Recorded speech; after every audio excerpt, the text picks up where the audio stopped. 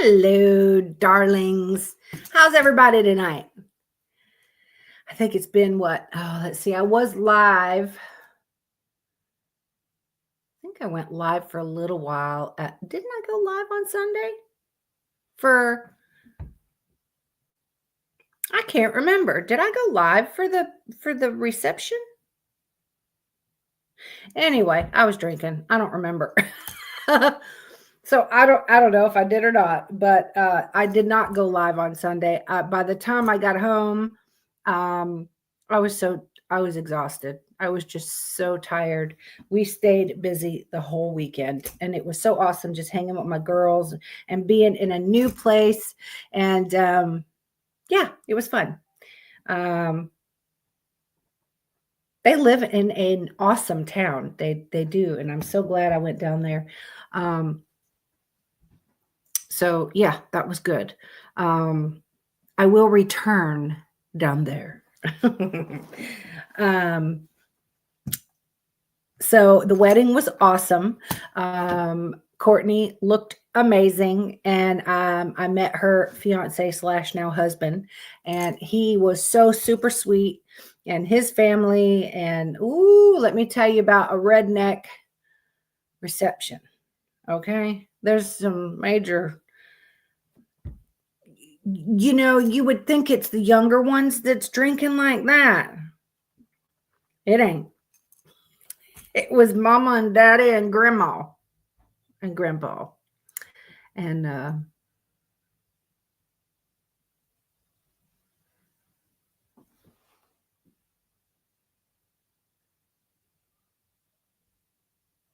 hell's that noise? Anyway, okay. Anyway, so anyway, they arrived this morning at 7:30. They are now building my barn, and it's supposed to be done tomorrow. I think the only thing they lack doing is the last of the trim and the 2 garage doors that go on either side. That's really, I think, the only thing left they have to do. And but I've been taking pictures of the progress throughout, and then I'm going to make a video of the whole thing start to finish. So I got to come up with a song to use for that, for like building something. And I don't know what to do. Anywho, and I don't think I did go live when I was getting my tattoo. I think that's the last time I was live, because I did not do the podcast that night. And that's healing nicely. I got my mama's, it says, "Love you, babe." Mom, this is how she's always signed the cards or whatever she ever gave me.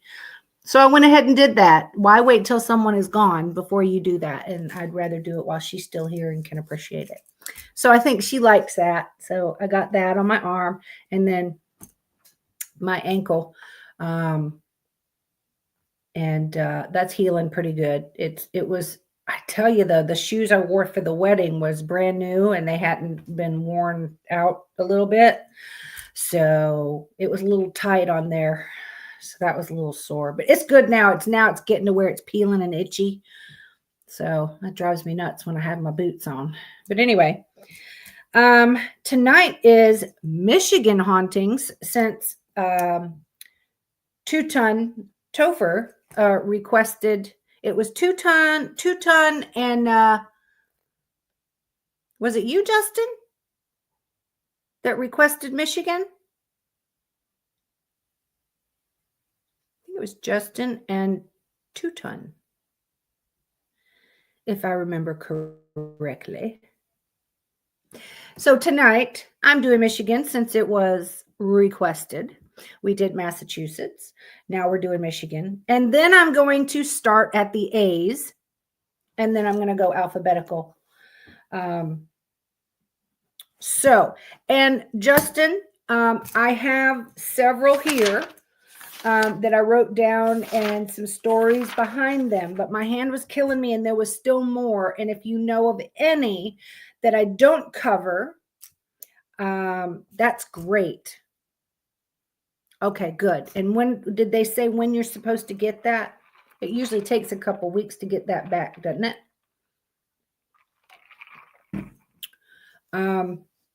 Anyway, Justin, if you have any that I don't cover, we would like to hear the story.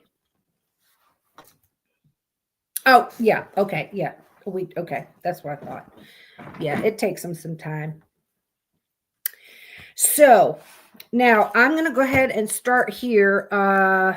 It's the Doherty. I'm assuming that's how you pronounce it. Doherty.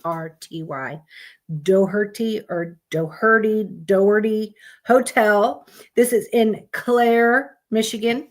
I don't know where these towns are, north, south, east, west. So if you guys want to tell me as we're moving along, that's fine too.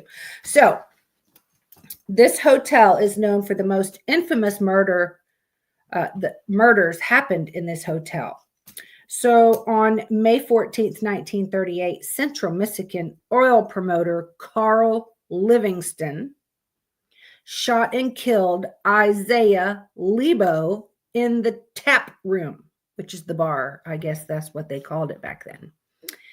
It was 10:15 p.m. when the sound of gunshots rang throughout the quiet town of Clare.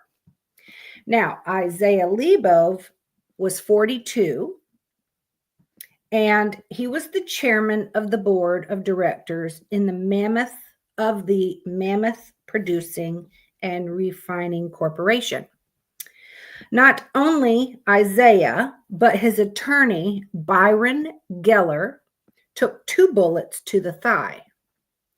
So Isaiah was born in Pennsylvania in 1894 and became a very well thought of attorney in 1916. He and his wife moved to Clare and became a very prominent man in the community.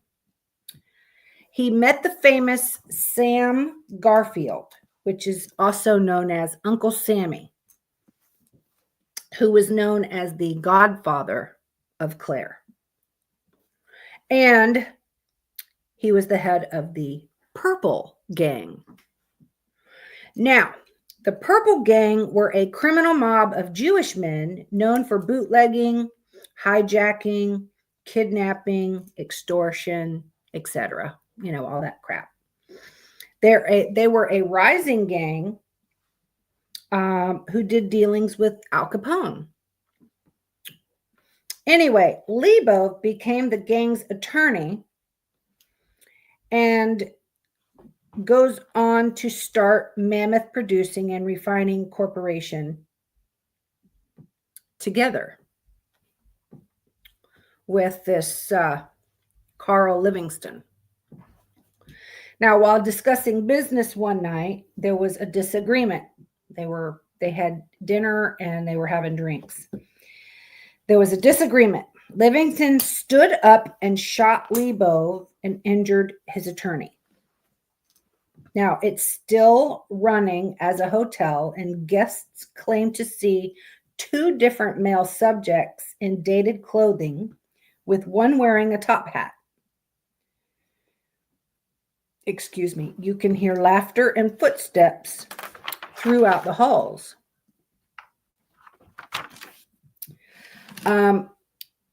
I couldn't find where anyone else is on record to have passed away in the club, the bar, whatever it was, the restaurant area. But they say they see 2 different male subjects that's in there. So if anybody is around there and you go check it out, please, I would like an update on any of these places like Justin or Two Ton. If y'all go to these places, I would like data updates, please. Now there's a place called Terrace Inn, and this is in Petoskey. I'm not sure how to pronounce that. Now, this was built in 1910 by a banker named William Duval. Mr. Duval operated the Terrace Inn until his death in 1938. He passed peacefully inside of the inn. Mrs. Duval and her son-in-law continued the business until 1942, when Mrs. Duval also died in the same room. The son-in-law sold it after that. It had changed hands several times since then, with each owner adding their own improvements and changes. Now, the inn is said to be haunted by several spirits. The ghosts of Mr. and Mrs. Duval have been seen and heard. You will smell the scent of his pipe and her perfume. Also, while being built in 1910, 2 workers died when a beam fell on them. Now, many paranormal investigators have seen, heard, and felt spirits, along with psychics and mediums that fill in the blanks, has filled in the blanks with who they are. There are no negative spirits to have ever been witnessed. Room 211 is said and reported to be the most active room. So I'm assuming room 211 would have been their bedroom. I don't know the setup or if it's the master bedroom or the what. But I'm assuming maybe 211 is the room that both Mr. and Mrs. Duval maybe passed away in, because apparently they both passed away in the house. It didn't say if they passed of illness, but I'm assuming it was maybe old age. That is not the best cocktail this evening.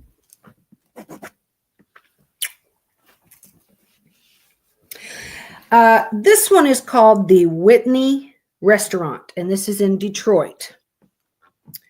This was built in 1894. It was David Whitney Jr.'s home until his wife passed. His wife, Sarah, passed away in 1917. Now, after her death, the house was used as offices by the Wayne County Medical Society. It was turned into a restaurant in 1986. Now, paranormal activity dates back decades, back to when the Medical Society used it. 3 people are confirmed to have died in this location. David Whitney Jr., his wife Sarah, and Sarah's brother. I don't know why he would have died in the house. Maybe he lived there, took it over after they died. I don't know. But there are regular ghost hunts and tours twice a month. Guests have reported hearing children laughing in the carriage house. One of Whitney's daughters took care of orphans in there. People have seen mists and shadows on a daily basis. Things will be moved to different locations. Glasses will move across the tables by themselves. The lights flash, but nothing bad has ever been reported from here either.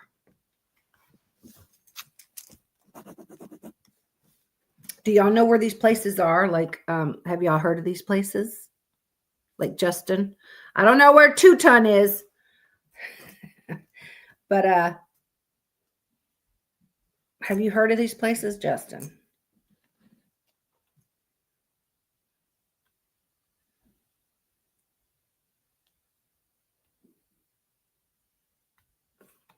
Okay. Okay, so there's Michigan's first state prison, and this is in Jackson, Michigan. It is now known as the Armory Arts Apartments. No, you haven't. Okay. So I guess it was a prison at one time and it's switched over. Okay, so in 1839, a makeshift wooden fort with room for just 35 inmates became the first prison. Now, by the following year, it was nearly triple the capacity. Sorry, I have an itch there. 10 inmates escaped, causing terror to the town of Jackson. So the wooden walls were replaced with solid brick, the same solid bricks walls that are standing today. By 1882, it housed over 2,000 prisoners. This prison was known for its harsh conditions and poor treatment of the inmates. Tourists and ghost hunters report hearing loud screams, chanting, sounds of prison riots, hard footsteps as if they're running, strange smells, and you get the chills. Some have said that the dead prisoner spirits are so haunting that officials had to demolish Block 4 and Block 16. An exorcism was required before anything could rebuild there.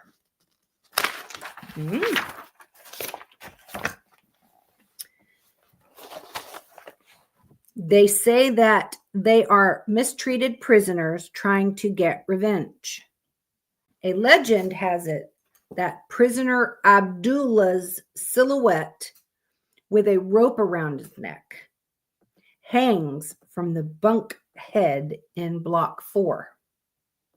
Voices can be heard from all over the prison.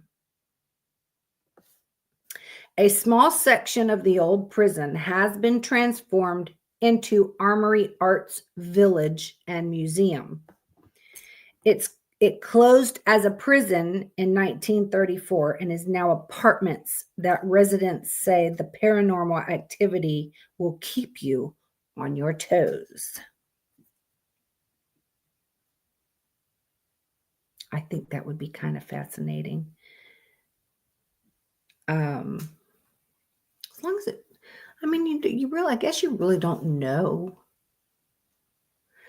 I mean, I couldn't find anything from the actual residents stating do they come in their house, or is it just in the hallways, or it just says that residents say the paranormal activity keeps you on your toes. Would you want to live in that place? Would you want to live in knowing it was an old prison and so many people had died there? And an exorcism needed to, I don't think I would want to. I ain't going to live somewhere there's evil. Y'all know I don't mess with the evil shit. So I'm not thinking I would live in those apartments. I mean, I'm sure the location of the apartments, you automatically know that's an old prison there. So I'm not thinking I would like that so much. I don't know. Would you guys? Missy won't. I don't know. Y'all have to tell me if you guys would live in a place like that. If I knew some place was haunted with like friendly spirits, like I would want to buy that place and like rent it out. You know what I mean? Like I'd let ghost hunters come in there and you know, I don't know. I'd probably want to make it a bed and breakfast. I just think that would be cool.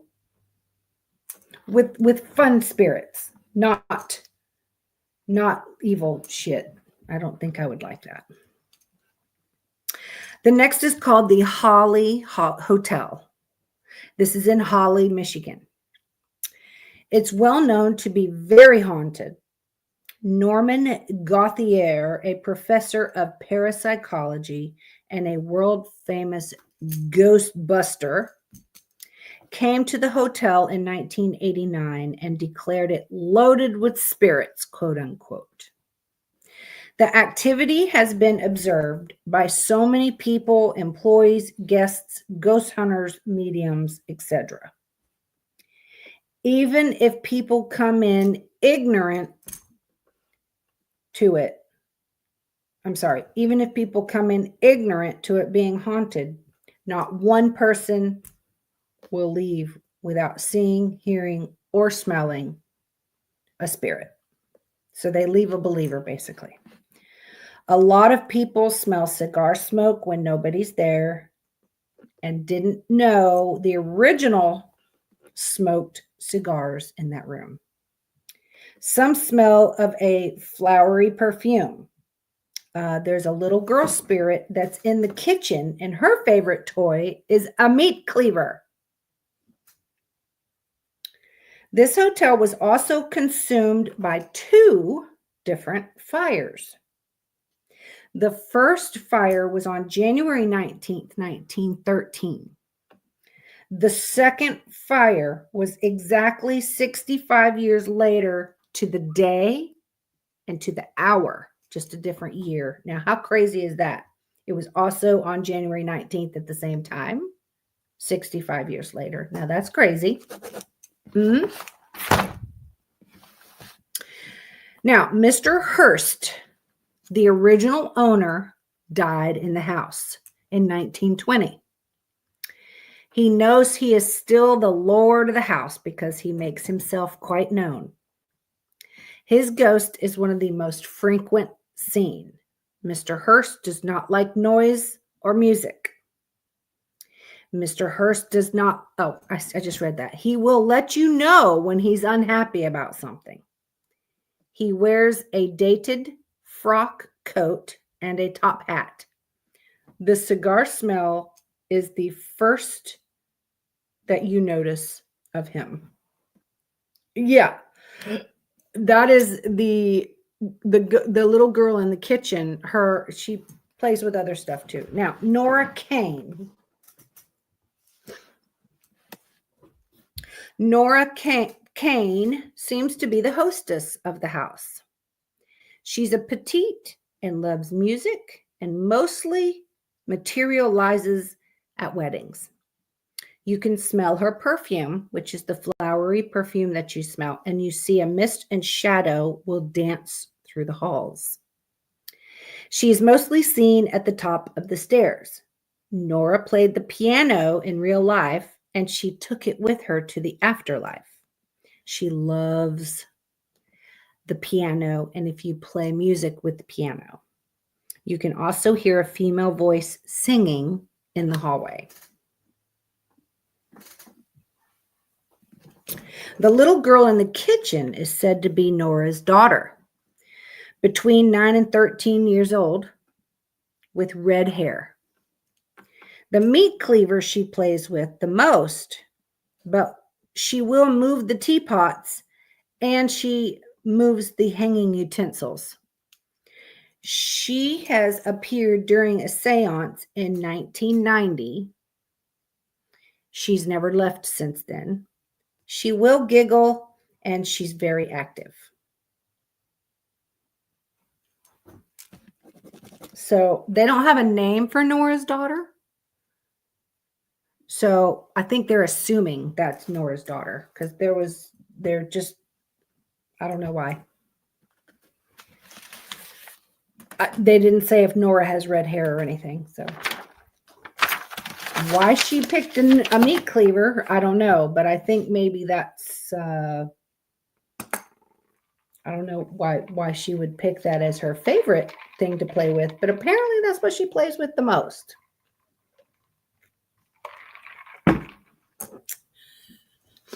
But I guess you always find her in the kitchen. Now, this one is in Grand Rapids. It's called the Michigan Bell Telephone Building. Michigan Bell was part of the Bell Telephone Company, the first telephone company in the United States. The Bell Company eventually turned into AT&T, and the building is still owned and operated by them today. Now, before the construction of the Bell Building, there was a mansion that once stood there.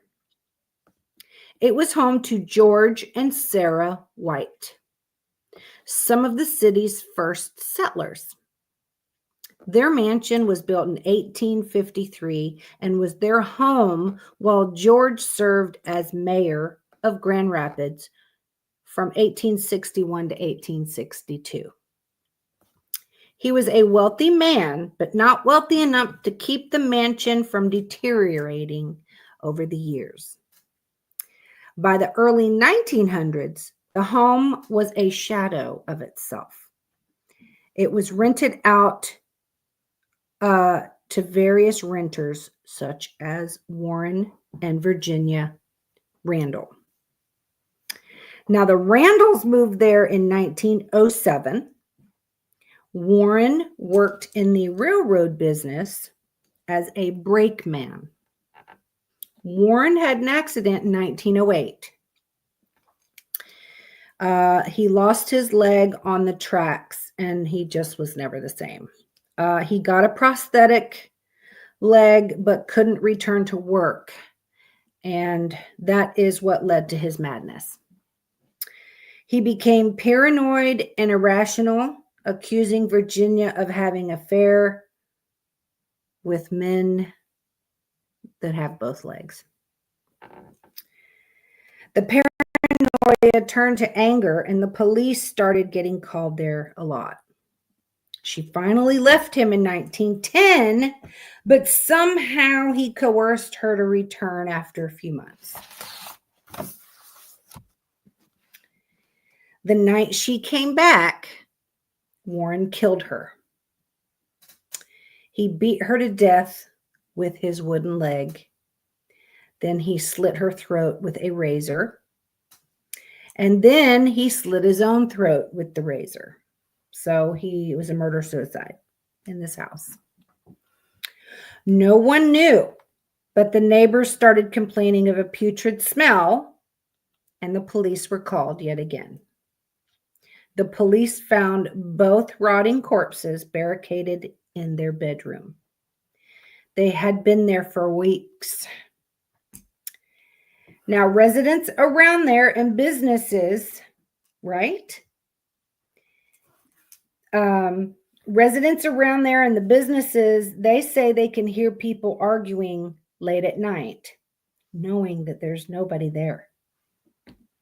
The mansion was torn down in 1924, but that only caused more paranormal activity. Now, the neighbors started getting phone calls at all hours of the night. And there's silence when they answer the phone. And it just was over and over and over. So it got to be so bad that the police were called in again with complaints. Well, they traced all the numbers back to the house that was no longer there. Now, people say the phone calls still happen on occasion. Sometimes you can still hear the arguing, but mostly you will hear a woman begging for her life. Now, to me, that's just sad, because she was probably begging for her life the night that it happened, and nobody could hear that. They hear it in the after. So that's a sad story. That really is. Just thinking it. He coaxed her back, probably made promises and apologies and please come back. I miss you. I love you. And then the night you come back, he kills her. That's a shame. Beat her with his wooden leg. Oh my goodness.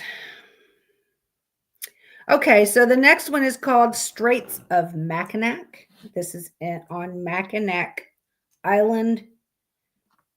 Never heard of that.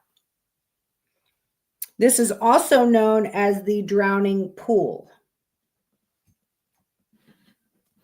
Now, the straits and all areas on the islands are said to be super haunted. Now, the locations on the island that people have seen stuff. Fort Mackinac. It's the highest point of the island and the most popular spot. People go there to stargaze, but have reported that they see 3 soldiers who appear there. They're fighting, they're arguing or talking, and then poof, they disappear. There are shadows, and you will see orbs with your naked eye. Hi, Corey. Nice to see you. So, I mean, it's kind of difficult to see an orb with the naked eye. I'm thinking more of it could be like a shadow, or, the mists. Sometimes mists can look like an orb, though, depending. Now, the Post Hospital, it's the oldest hospital building in Michigan on this island, and it dates back to 1828. You will get feelings of sadness and anger, and you can and will see a leg that floats around. So that is said to be from a soldier that lost his leg in the war and was brought there to the hospital and passed away. Not sure why you would see just the leg. It's different. That's the first I've ever heard of something like that.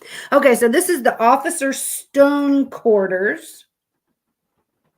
It's said that ghostly children play with toys here and will leave them thrown about.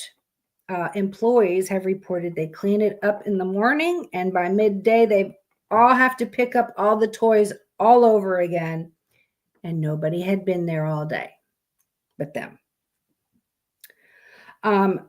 There's a place on there called Small Point, which is a bed and breakfast.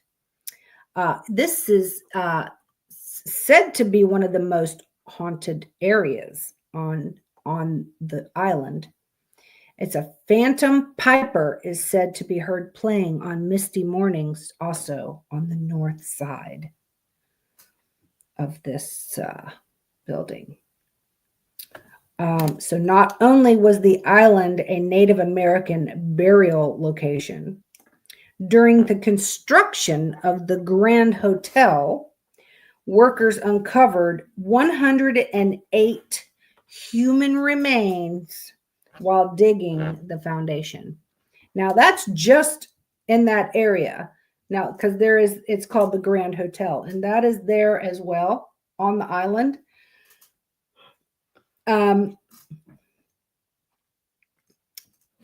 And I didn't get where people have commented about that. All it does state is it's very active, but they do not allow paranormal investigators or anything like that to come into the Grand Hotel. But you can go all around the rest of the island. The Grand Hotel is where you cannot go if you're a paranormal investigator.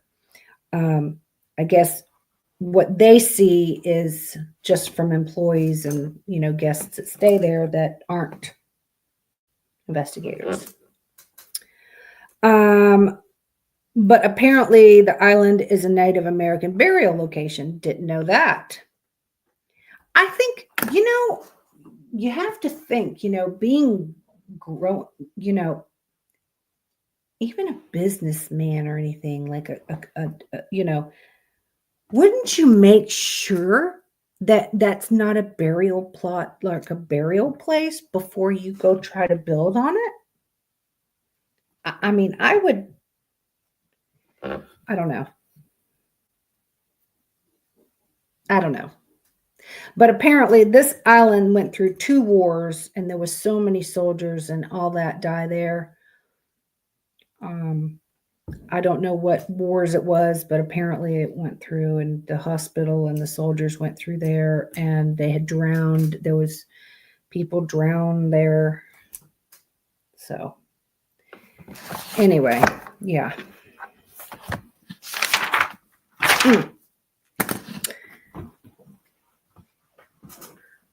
Is that the place? Is that what it's Mackinac? Yes. There's not even cars there. Like, how do they get there? By boat? And then what, did they just drive like little golf carts, or are those not allowed either? Like, they don't even allow golf carts?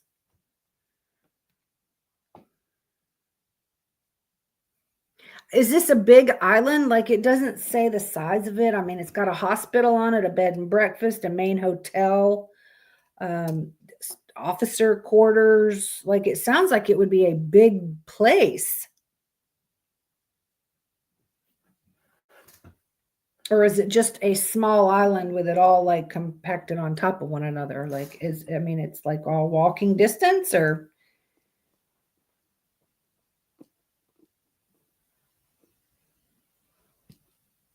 you have to get there by helicopter or boat, or is it surrounded by water? They don't allow cars on there. Like,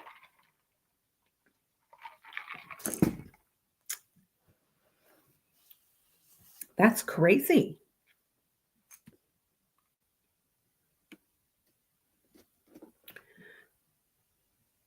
Yeah. Yeah, I would too. I wouldn't want to.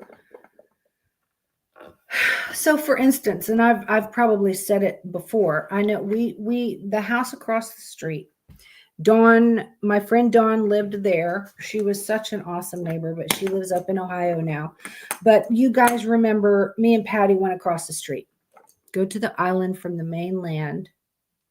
And then when you're on the island in the summer, it is walk, horse and carriage, or bike. Oh, so that's what they were talking about, the carriage house.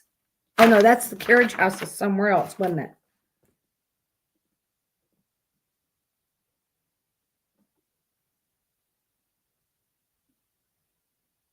Yeah, I think the carriage house is what they were saying is maybe that small point.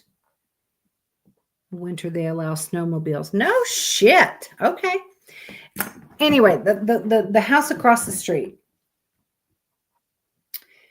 There are so many shadows and so many mists, and now before Dawn moved, her dad loved that house over there. And oh, that's cool.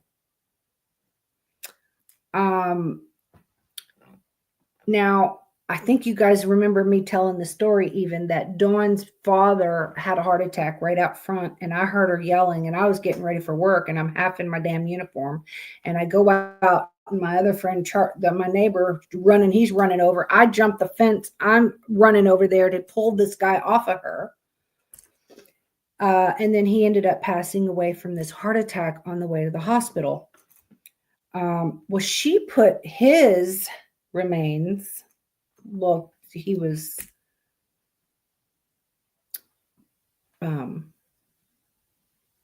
cremated, and she threw his remains out to the left over there, closer to the road, but under the trees. It's really pretty over there. And so, her dad is still over there, and I don't know if y'all remember, but anyway, the one shadow in her backyard was playing peekaboo with me around the damn tree. Talk about freaky. And then they kind of just stay over there. Now, we found out that this whole area was like a Native American, I can't say burial place, but they had their homes here. This is where they had their families. They had their whole camps, their everything back then. And we have found arrowheads. So there's no telling, like, I don't even know how to say it, but that there's just scattered wars came through here, fights that would happen, and this one died and was thrown over there in the bush or whatever, or you know what I'm saying? Like, that's probably everywhere out here. So there's no telling what the heck our houses and everything are built on here. So that's kind of scary thought. Like, this isn't known as Indian burial, but this is where they thrived and lived and had their homes, and there were wars here and fights here. And Dawn is the one that told me there's something in that, because she has a big pond in her backyard over there, if y'all remember. And well, She used to sit there, and there's 2 alligators in there. She used to shoot at the alligators.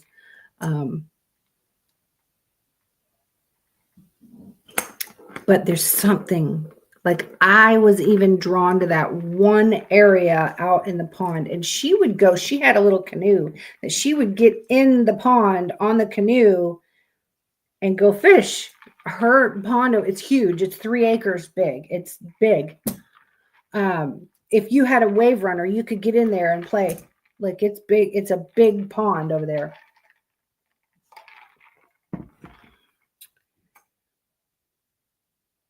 I haven't seen anything move. Like, as your dad said that he has like poltergeist like stuff? Is that what you're meaning?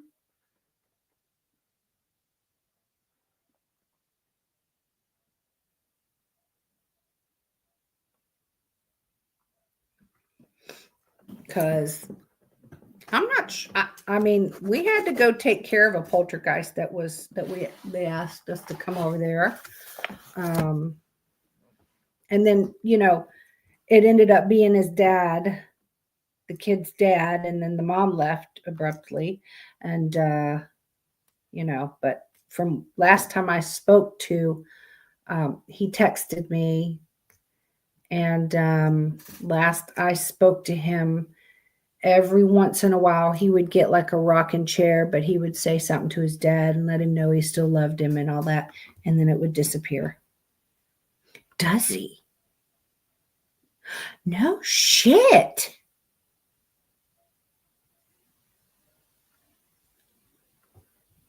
That's freaking awesome. Like, but I mean, it's not a mean one, so that's why he stays there, right? Like, you can't really stay where there's a mean ghost. That's not.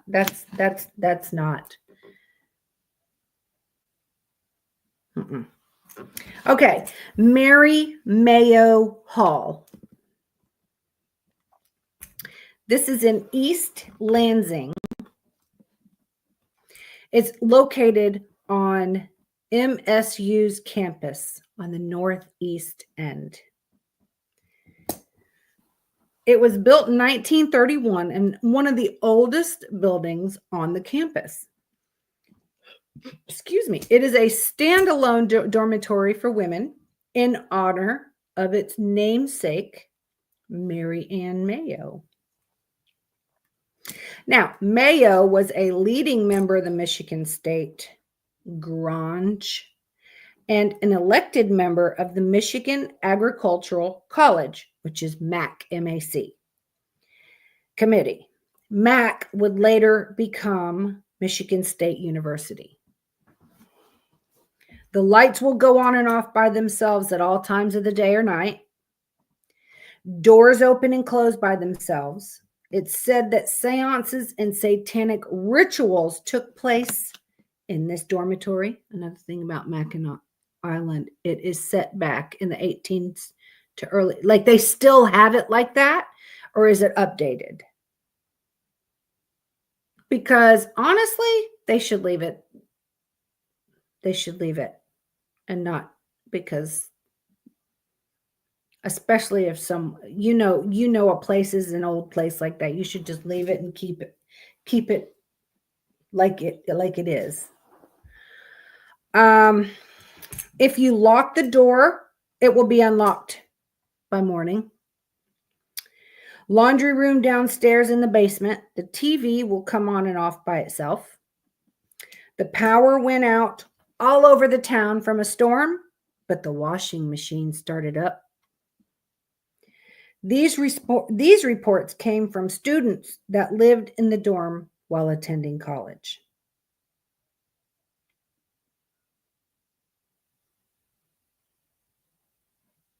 That would be a little freaky, I think. That's good. That's good that they left it. That's good that they kept it like that. So this place is still being used as a woman's dorm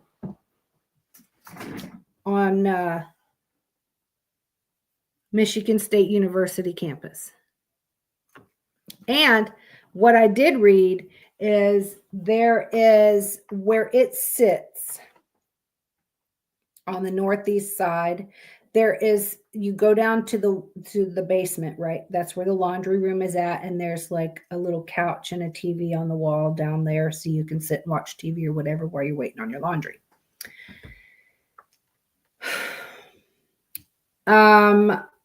There is from I don't remember where it said it went to, but there is an underground like hallway with just like a light every now and then so you can kind of see. But this takes you to another dorm that's on the west side. So it's crazy because people meet down there halfway, they hang out, and then they go back, or people will sneak to the other side. I don't know if it's a men's dorm on the other side. I don't know. But there's underground tunnels going to different parts of the campus, but I don't know if anybody knew that. So I read something about that, but I didn't know where it takes you to. So, all right, I've got two more. This one is called Eloise Psychiatric Hospital. This is in Detroit. This is known as one of Michigan's creepiest locations. It's also known as the Eloise Asylum. It was a former mental hospital in Westland, established in 1839, and it served as a hospital for the mentally ill, and later into a complex that included a tuberculosis sanatorium and a poorhouse. Yeah, the cars could ruin that. Yeah, I get that. Now, ghost hunters galore have investigated here and reported sightings of ghostly figures, strange sounds, and occurrences. This asylum was known for the torture to their patients from staff, including doctors and nurses. This location was featured on the Travel Channel's Destination Fear, and there's a documentary about it called Secrets of the Asylum. It said if skeptics arrive, they will leave a believer. It said you can hear the screams of patients and loud orders being given. Crying, you will see orbs, shadows, mists, and entities walking the halls. That place I would go. I've always wanted to go to like an asylum or like an old mental hospital. I'd like to go there.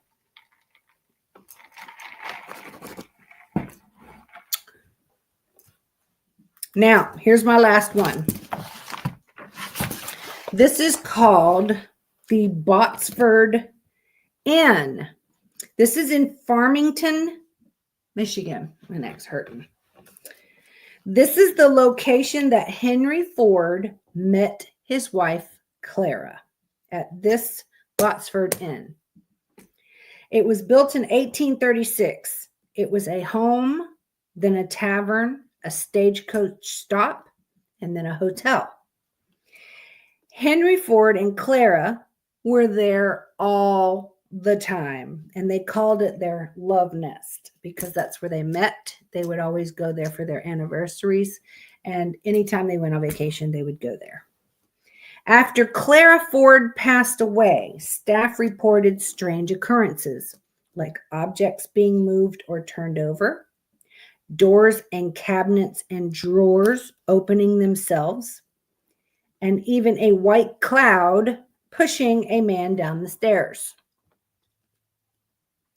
Staff has also said when they arrive in the mornings, they had set the tables for a wedding. The staff, when they left the night before, there was a wedding the next day. So they set the tables already for the wedding, right? All the silverware and the plates and the glasses and everything was already set and done for the wedding, right? When they would come in the next morning, the cups, silverware were reversed, and the chairs were all pulled out from the tables and flipped over.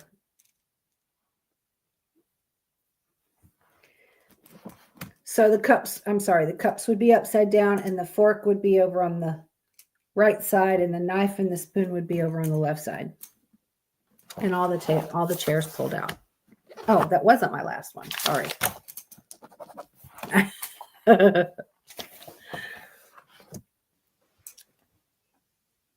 That's all I got on that one, on the Botsford. They were just saying about that's all that was reported was the white cloud that pushed a man down the stairs, and stuff moving, the lights coming on, doors, cabinets, and drawers opening themselves.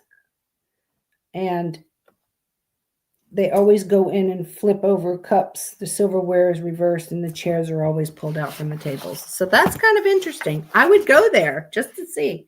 I would go there. This is my last one. Sorry. It's called the Felt, F-E-L-T, Mansion. The Felt Mansion. And this is in Saugatuck, Michigan. Saugatuck. This was built in the 1920s. It was the summer home of a self-made millionaire and inventor, Dorr Felt. It's said to be haunted by Dorr's wife, Agnes Felt. She died just 6 weeks after moving in. She had a massive stroke in 1928. It's thought that because she wasn't able to enjoy her beautiful home, that she is enjoying it in the afterlife. She loved her house so much that she will never leave it. The West Michigan Ghost Hunters Society deemed it very haunted. There have been hundreds of sightings of Agnes in dated clothing in the library, the ballroom, and the bedroom. Well, the bedroom that was their bedroom in life. Music will be heard in the ballroom. There are no speakers or piano or nothing in there. Agnes is mostly seen in the library wandering. She loved poetry. You can hear a woman's laughter and footsteps at night in the hallway.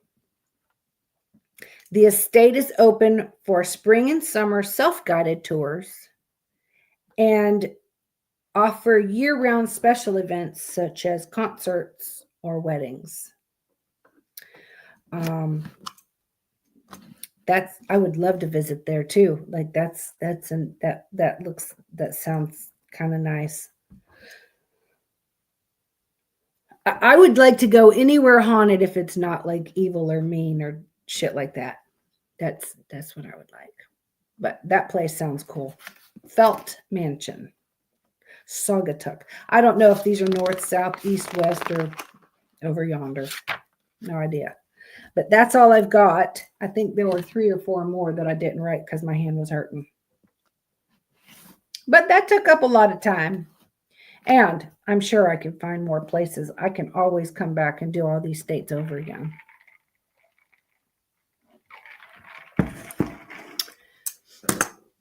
So I am going to start at the A's. And I will start at the A's, and we're going to be doing that.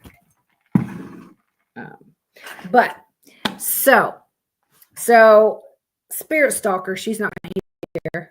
I'm surprised. Spirit Stalker sent me a package, y'all, and she's awesome. So she lives in San Antonio, Texas, and she knows I've never been to Texas because we've talked about it on here. And she knows, so you guys all know that we've been even talking about going to the Alamo. She says, I got a place to stay. Like, we're going to the Alamo. We're going to ghost hunt. Y'all, she sent me this shirt from the Alamo. Look at this. Isn't that awesome? Oh, I just love her. Yeah, there was a few more, and the thing that I was looking it up in my hand. Y'all know my issue with my hand, so I just couldn't write anymore, and I know I didn't cover them all, but there's so many. There's so many in every state, so I try to get as many as I can.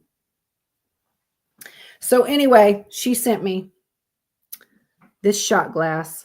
Y'all look at this.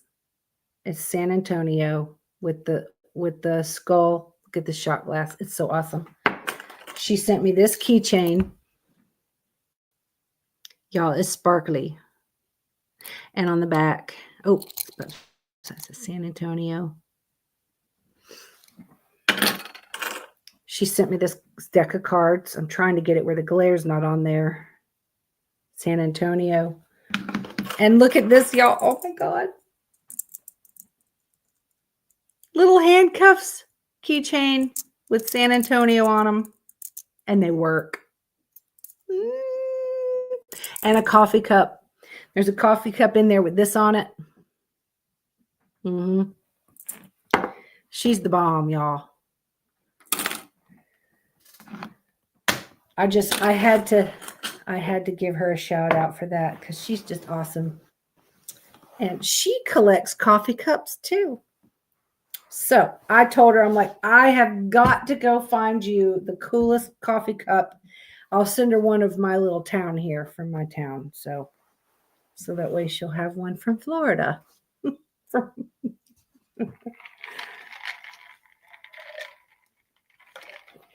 And I think I remember seeing, actually there was a couple lighthouses on there.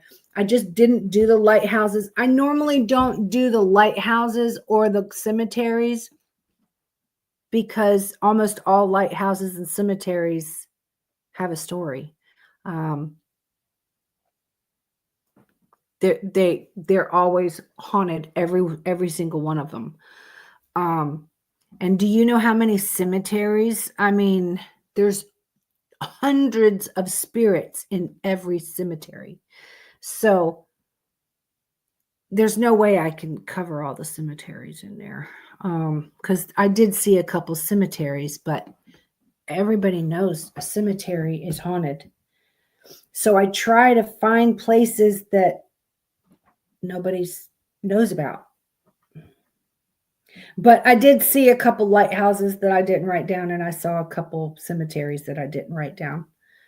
I tried to find the good, interesting places. But I mean, if you guys want me to add all like lighthouses in the cemetery, I will do that. If you guys want me to add all of those in there.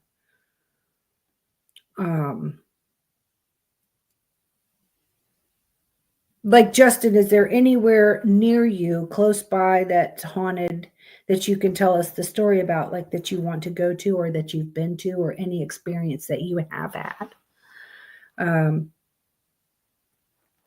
Tell us. We want to know. But tell me if you guys want me to put all the cemeteries that's on there and the lighthouses and all that, I will put them on there.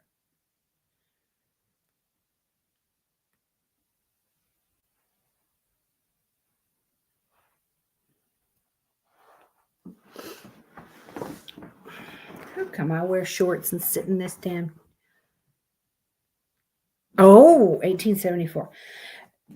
Those are cemeteries that I would like to go in. Now, we did find one time that was from the 1700s.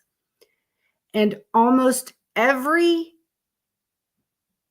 grave was crumbled, broken down, holes in them,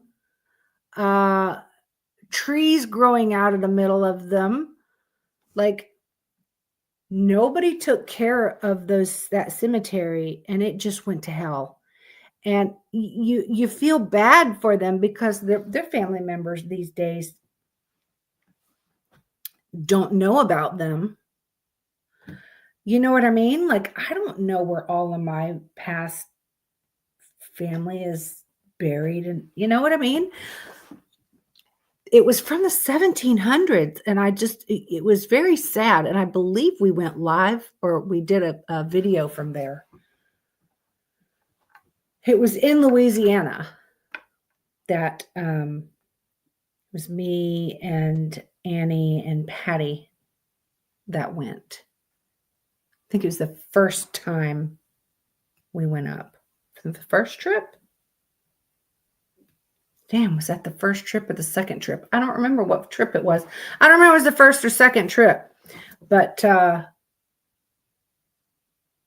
anyway, we found that cemetery from the 1700s, and there was maybe one in there that was still together, but you couldn't read anything you couldn't read it. It was bad.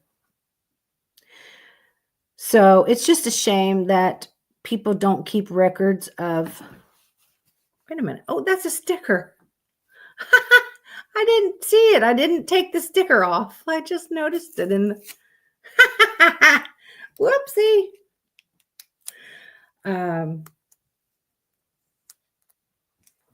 But yeah, if I had a cemetery, see now the cemetery that I go to, there's one cemetery here that's from way back in the day.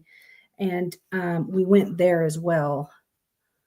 And that is like from World War, I don't remember, but like old, like soldiers are buried in there.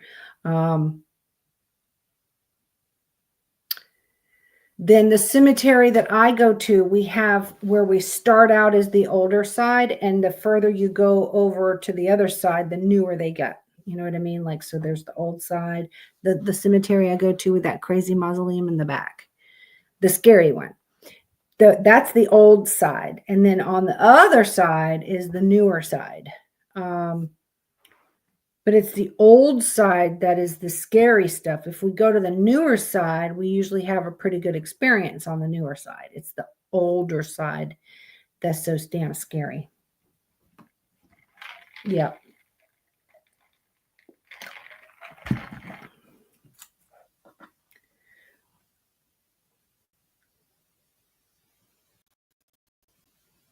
Oh. Wow, that's fucking cool.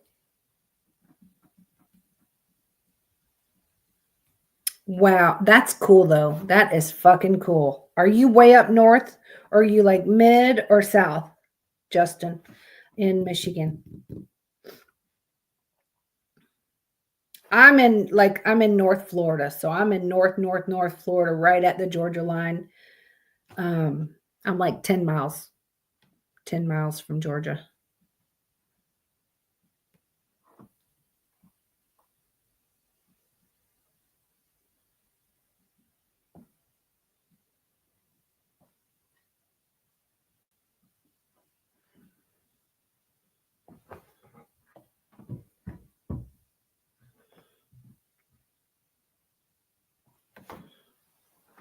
I mean, I don't know nothing about those states way up there.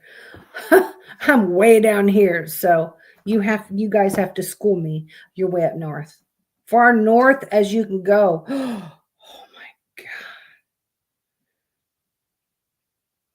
Wow. That is crazy. That's fucking cold right there. That's cold, and that's a lot of fucking snow, and you're almost a Canadian, man. You know what I'm saying? I was in the Florida Keys. I was as south as you could go. You're on the border, shit. Yeah. And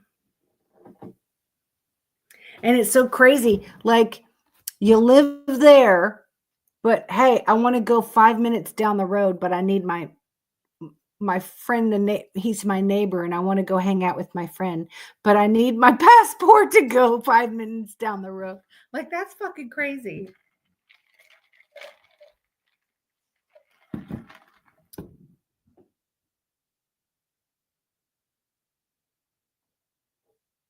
Golly. Oh, this pen. She sent me this pen too. Look, it's got the skulls on it. Oh, San Antonio, baby. Isn't that fucking bad? And with all the different colors. You remember these? I used purple tonight, but there's teal, pink, brown, yellow, blue, purple, green, red, brown, pink, blue, red, black, blue, yellow, black. This is the other thing. And she knows I'm always I have my pens for the podcast, and I'm gonna have this one right here. I'm like, yep, I'm leaving it right there on my desk. She's awesome. And she's not here tonight. And I still haven't heard from Spirit Wolf. I'm just waiting to get the go because her box is ready and full and finished. And you can see the bridge that goes in. Oh my gosh, that's crazy.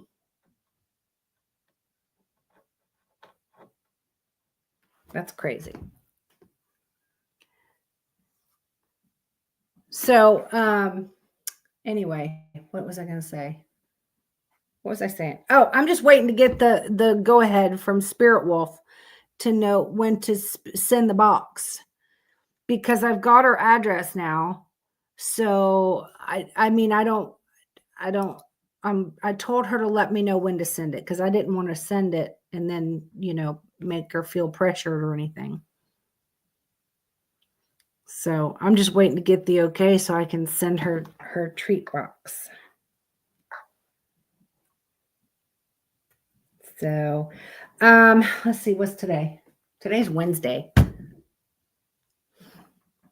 All righty. So I will be on Sunday night, and we will do the Hauntings of, I believe, Alabama is the first A. Whatever the first A is, I believe, is Alabama.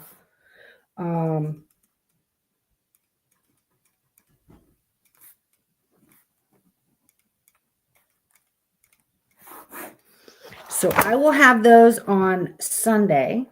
I do know, you know what? I don't want to promise Sunday, because I just don't want to promise Sunday, because my barn will be finished tomorrow. And that is when my outdoor hard work is going to begin. And that's going to be, I'm going to be busting my ass out there. Thank you, Uncle. And I don't want to promise that I'll be on Sunday in case I'm absolutely exhausted. And that if I don't make it on Sunday, I will make it on Monday night,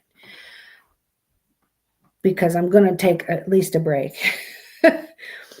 But as soon as they're done, I'm going to be in there measuring and chalking the floors and trying to figure out the stalls and where the door, I got to get all that chalked out on the floor. And then figure out where the tack room's going to go. I had to go out there today and show them exactly where to put the doors and all that. So then once they're done, I got to get the guy for the electric out here, and then I got to call my plumber and let him know. And then I got to call my concrete guy again and let them know, because now they're just going to put the ramp for me to drive in and out. They wanted to wait and see where the doors were, and they're going to make the ramp to drive in and out both sides. So I've got a lot to do.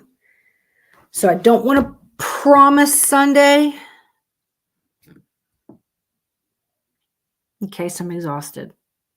But if I'm okay, I'm going to have it on Sunday. If not, I will have it Monday night. And I will do the Hauntings of Alabama. Anyway, and Missy and Uncle, I'm sure I will be talking to you guys daily and sending pictures and all of that. I'm so very proud of my barn. I want to, there's no power out there yet. So I want to go out there and like walk around and look, but I'm going to wait till they're finished. So, okay. But so yeah, I will be live on Clapper for a little while, not too long. I'm going to be going to bed soon. And so I got to see you over there. If not, I'll see you Sunday or Monday. I love y'all. Thank you for coming on.